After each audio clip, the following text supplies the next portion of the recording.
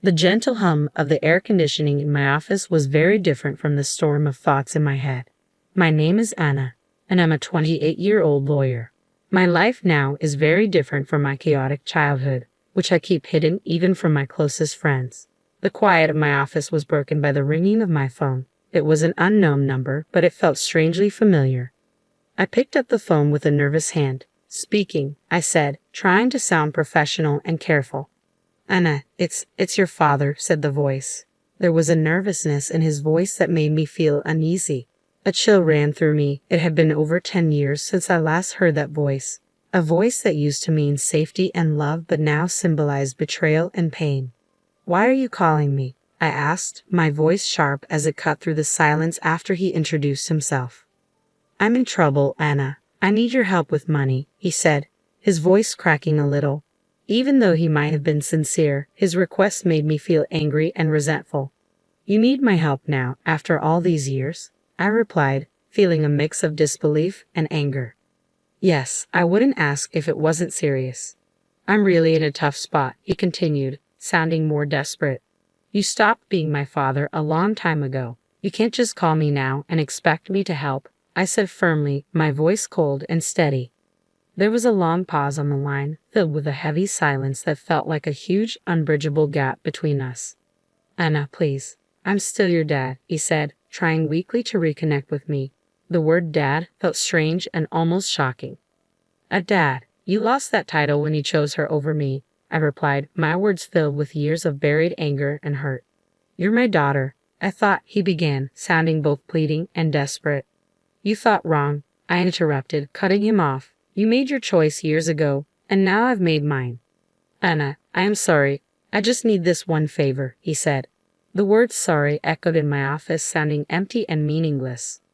"Sorry doesn't change the past. I can't help you," I said firmly, and then I hung up the phone. Before I turned 10, my childhood was full of love and laughter. My parents and I lived happily in our small rented house. My mom was a joyful and kind person, and she filled our days with warmth and our nights with stories and dreams. My dad used to be playful and caring, spending evenings playing games with me or teaching me about the world.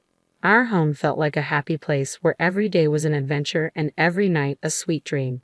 But our happy life ended suddenly when my mom passed away unexpectedly. The house that was once full of laughter and love became silent, filled only with memories. I remember walking through the rooms, each one a reminder that she was gone.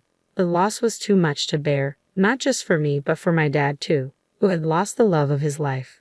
But to my surprise and confusion, his grief seemed to fade quickly. Just a few months later, he brought home Marissa, a woman who was going to play a big role in our lives. I remember the day he introduced her, a day that changed my childhood forever. "Anna, this is Marissa. She's going to be staying with us," my dad said one evening. His voice didn't have the warmth I was used to hearing. I looked at Marissa, hoping to see some kindness or friendliness in her, but I found none. She seemed imposing, and her gaze was cold and calculating from the very first moment. I felt a change in the air, a shift that filled me with a sense of dread I couldn't explain. "Hello, Anna," Marissa said. Her voice was smooth but lacked real emotion. Her smile didn't comfort me, it seemed to hide something sinister. In the days that followed, the house felt different, as if the walls themselves were shrinking away from her presence. The happy memories of the past seemed to fade, replaced by a lingering unease that settled everywhere. I kept looking at Marissa, trying to find something nice or kind about her, but her every look and gesture seemed filled with an unspoken hostility. It became clear that she wasn't here to fill the void my mother had left, but to create a new story where I didn't belong. As I watched her move around our home, a home that once felt safe and happy, I couldn't shake the feeling that her arrival marked the start of something bad. The way she looked at me with eyes that seemed to hide more than they showed made me worry about the future. After Marissa arrived, it felt like I was living in a nightmare I couldn't escape. The house, once filled with my mother's laughter and love, now felt cold and unwelcoming. Marissa's presence cast a shadow over everything, turning even simple daily routines into struggles. One morning, as I sat down for breakfast, I noticed my food tasted unusually salty. "Marissa, did you put too much salt in this?" I asked hesitantly. "Oh, did I? It must have been a mistake. Just eat it, Anna. Don't be so picky," she replied, her tone dismissive and almost mocking. The incidents became more frequent and mean-spirited. I remember finding my clothes ruined after they were washed. "Marissa, my clothes are all faded. What happened?" I asked one day, holding up my favorite dress, now discolored and unwearable. She glanced at it and shrugged nonchalantly. "Maybe the washing machine is acting up, or perhaps it's time you stop wearing such childish clothes." I felt a surge of frustration but knew arguing would only make things worse. Feeling helpless, I turned to my dad, hoping he would see through her act.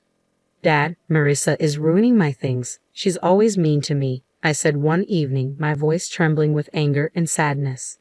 But my dad's reaction was not what I had hoped for. "Anna, you're just imagining things. Marissa is trying her best to fit into our family. Stop causing trouble," my dad said firmly, and his words hurt deeply. Every day felt like a struggle, dealing with Marissa's hostility and my dad's indifference. The home that used to be a safe haven now felt like a prison. I began spending more time in my room, trying to escape the constant tension. Living in that unhappy house made me feel alone and misunderstood. The safety and happiness that once filled our home were replaced by fear and anxiety. I missed the past when my mom's smile could brighten up the whole room, so different from the darkness that now filled every corner. Living with Marissa became a daily challenge of avoiding her and putting up with her cruelty. Her hostility towards me started with small things like pinching my arm or twisting my stomach, always in places I could hide under my clothes. The pain was sharp and a constant reminder of how helpless I felt. I started coming up with ways to avoid her, always being careful about where she was in the house. I would take long routes to my room or wait until she was busy before I moved around. Even with these efforts, there were times when she caught me off guard, and those moments always ended in pain. One day, while I was quietly reading in the living room, Marissa walked in and, for no reason, pinched my arm hard, her nails digging into my skin. I winced in pain but kept myself from crying out. She looked at me with a cold, smug smile before walking away. During one of Grandma's rare visits, she noticed how I was moving cautiously and flinching whenever Marissa's voice echoed through the house. "Anna, is everything okay at home?" Grandma asked, sounding worried. I looked at her, wanting to tell her the truth but afraid and wanting to protect her from worry. "Yes, Grandma, everything's fine, just a lot of schoolwork," I lied, forcing a smile. She seemed unsure but didn't press further. I felt guilty for lying to her but couldn't stand the thought of causing her any stress. That evening, as Grandma was leaving, I saw Marissa watching from the window with a satisfied look on her face. It was clear she enjoyed having control over me, that she could hurt me and get away with it. Her smug expression was a clear sign that she saw herself as the one in charge and me as a powerless victim in her cruel game. I went to my room, feeling trapped in a cycle of abuse and silence. The physical pain from Marissa's pinches and twists was tough, but the emotional pain was even worse. School was my escape, a place where I could briefly forget the misery at home. But even at school, the shadows of my home life began to follow me. Mrs. Thompson, my kind-hearted teacher who always encouraged us, noticed something was wrong. One day, as I handed in my homework, she gently took my wrist and saw the bruises on my arm. "Anna, what happened here?" "These look like bruises," she said, sounding worried. I quickly pulled my arm back, covering the bruises with my sleeve. "It's nothing, Mrs. Thompson. I fell while playing," I lied, not meeting her eyes. Mrs. Thompson didn't seem convinced. "Anna, if something is wrong or if someone is hurting you, you can tell me. It's important to speak up," she said, looking at me with concern. I wanted to tell Mrs. Thompson everything about Marissa and how I lived in fear, but I couldn't find the words. Instead, I forced a smile and said, "Really, Mrs. Thompson, I'm fine. It was just a silly accident." She looked at me thoughtfully, then nodded slowly. "Okay, Anna, but remember, my door is always open. You're not alone," she said with a reassuring smile. I nodded, feeling a lump in my throat. Her kindness made it even harder to keep up the pretense that everything was okay. As I walked home, Mrs. Thompson's words echoed in my mind. I felt grateful for her concern, but also deeply lonely, carrying my burdens alone. The idea of telling the truth about my home life was frightening. I worried about what Marissa might do if she found out I had talked to someone. That night at dinner, I was quiet, lost in thoughts about Mrs. Thompson's offer to help. Marissa noticed my silence. "Why so quiet tonight, Anna? Cat got your tongue?" she asked, her tone mocking. I just shook my head and kept eating, trying to make myself as small and invisible as possible. After dinner, lying in bed, I felt overwhelmed by my situation. Mrs. Thompson's concern showed me that people cared, but I was still too afraid to speak up. I was stuck between wanting to tell someone and fearing what Marissa might do if she found out. The day Mrs. Thompson decided to involve my father was filled with anxiety for me. I sat nervously in the principal's office, worried about how my father would react. When he finally arrived, he looked stern and embarrassed. "What's going on, Anna? Why did the school call me here?" he asked sharply as he walked in. I looked at Mrs. Thompson, hoping for support. Trying to steady my voice, I said, "Dad, Mrs. Thompson saw. She saw the bruises, feeling his intense gaze on me. Before I could explain more, he interrupted, his anger clear. "Bruises? What are you talking about? Are you making up stories again?" Mrs. Thompson spoke up, her voice calm but firm. "Mr. Smith, I'm worried about Anna. The bruises on her arm don't seem accidental. We need to look into this."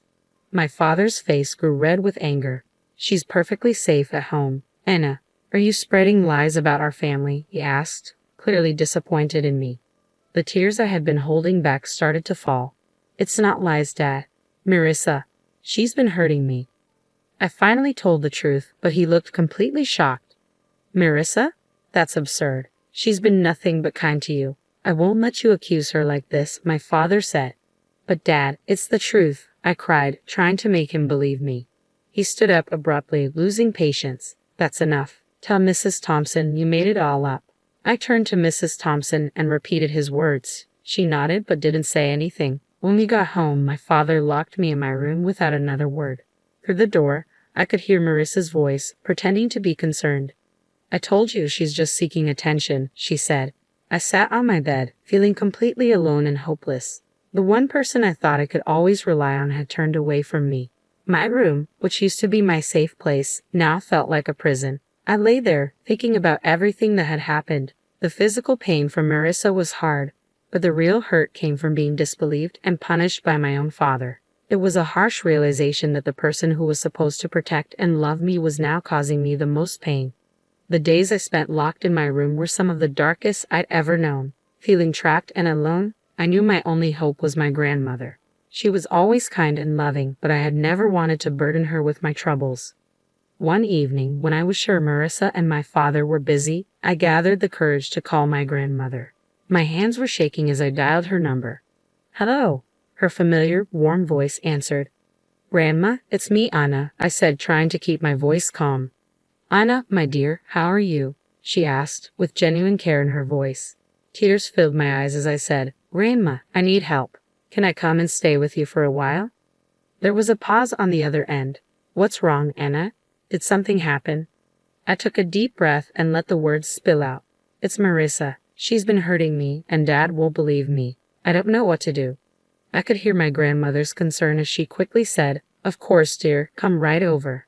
The next day, my grandmother arrived. She was small, but her presence was powerful. She confronted my father with surprising strength. "John, I'm taking Anna with me. She's not safe here," she said firmly. My father, surprised, tried to argue. "Mom, you can't just take her. She's my daughter." "Your daughter whom you're failing to protect," she shot back. "I won't stand by and let her suffer." Marissa tried to stop her. "She's just a child making up stories. You can't believe her over us."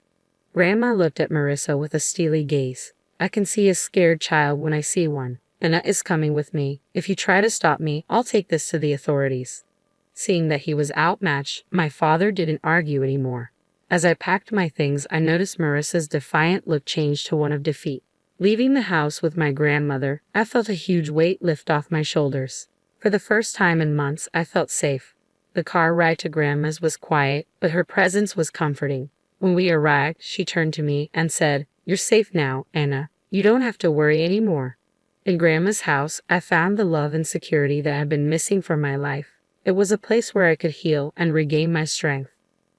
The difference between her warm home and my father's cold house was huge. For the first time in a long while, I felt like I could finally breathe, free from the fear and anxiety that had taken over my life. Years had passed since I left my father's house to live with my grandmother. Her home had been a safe haven full of love and healing. But time brought change, and my beloved grandmother passed away, leaving a huge emptiness. At her funeral, My father and Marissa showed up. Their faces showed fake sadness and hidden excitement. They seemed more interested in what they might get from her passing than truly mourning her loss. After the funeral, when we gathered at Grandma's house, Marissa quickly made her move. "Well, Anna, I guess you'll need to find a new place to live now. This house and everything in it belongs to your father now," she said, her voice barely hiding her pleasure. My father nodded, looking around as if planning what to do with the house. I couldn't help but smile, which seemed to confuse them. "Actually, you're wrong," I said confidently, surprising them with my tone. "What do you mean?" my father asked, looking confused. I took a deep breath, enjoying the moment. "Grandma left a will. She left the house and a lot of money to me," I explained, watching their faces go from confused to shocked.